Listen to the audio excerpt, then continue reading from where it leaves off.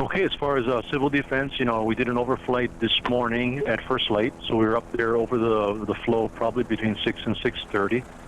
As was already reported or shared, the flow had advanced and had crossed Apaw Street. It actually crossed Apaw Street about 3:50 this morning. We have personnel on the ground from Civil Defense, our Department of Public Works, as well as obviously the HELCO crews that are out there monitoring their infrastructure poles and their transmission lines. So we have been monitoring the flow. It did cross Apaw Street, like I said, about 3:50, and it advanced into the cemetery access driveway, and it had advanced about 30 yards this morning. Again, that was at about 6:30. They were doing the flight. So some of the activities that we've been undertaking or actions we've been undertaking at Civil Defense, one is, as was planned from yesterday, and we communicated that out to the community, we have personnel on the ground today going door to door in the downslope area along the projected and forecasted flow path, notifying residents in that area of what the flow is doing, as well as to remind them to continue with their preparation for possible evacuation, as we will be monitoring the flow and give people at least 3 days, 5 days notice. So the key is right now watching the flow advancement rate and giving people that time frame to do their take care of their evacuation needs. The fortunate thing is many of the residents in that area, as well as the businesses, they have been attending the community meetings, so they have been hearing the information and have been asking really good questions about the likelihood of impact. And I feel very confident that they have been taking what steps they need to as individuals and businesses to put together their evacuation plans. So as we move forward, this is something that we've all been preparing for and hoping wouldn't have to happen, but we will be taking the proactive steps to assist the residents with keeping them informed so that when we do say an evacuation will be coming in the next few days, they'll be ready to do so. The other thing is that when the flow crossed Apaw Street, one of the concerns obviously is when the lava flow is in contact with material and it burns, if there's any presence of any hazardous material, any concerns as far as health issues. The asphalt that was burning this morning, the smoke was traveling in a southwest direction, basically hovering over the cemetery or Apaw Street road going across, and it wasn't dispersing across the populated areas.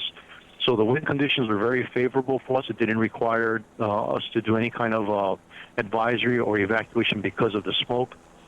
It continues to cross in that area, so the smoke conditions are moderate, but at this point not presenting with any health concerns or health safety risks. We will continue to monitor that as well as the flow moves forward if it encounters any kind of material that could present with hazardous conditions as far as the smoke.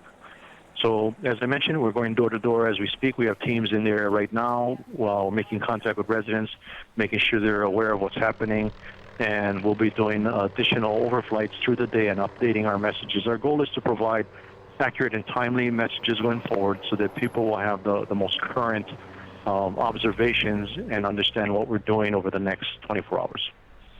So I'm open to any questions. Hi, this is Audrey with the Associated Press. Hi. Hi.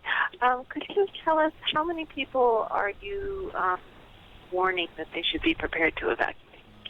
Well, in the initial, what we did is we divided the community up into different sections based on the original forecasted track with those steepest lines of steepest descent. So we have the community broken up into at least 10 different sections or divisions. We're going through the two primary areas or communities that we've identified. Each one is anywhere from 20 to 30 properties on the map.